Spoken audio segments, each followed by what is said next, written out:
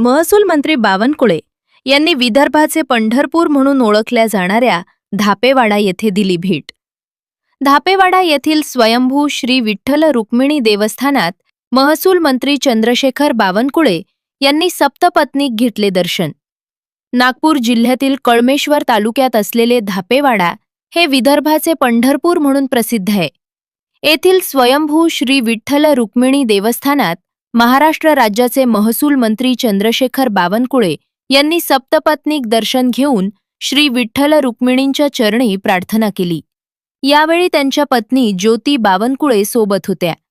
यावेळी देवस्थानच्या वतीनं महसूल मंत्री बावनकुळे यांचा शाल व श्रीफळ देऊन सन्मान करण्यात आला. यावेळी त्यांनी यात्रेचा आढावा घेतला.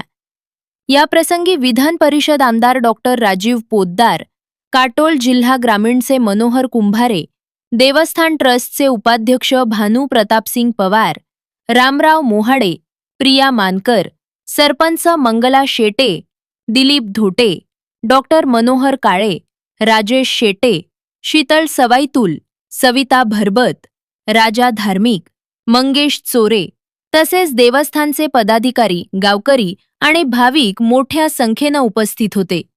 धापेवाडा येथील स्वयंभू श्री विठ्ठल रुक्मिणी देवस्थान हे विदर्भातील भाविकांचे प्रमुख श्रद्धास्थान असून राज्यातील मान्यवरांच्या भेटींमुळे या धार्मिक स्थळाचे महत्त्व अधिक अधोरेखित होत आहे.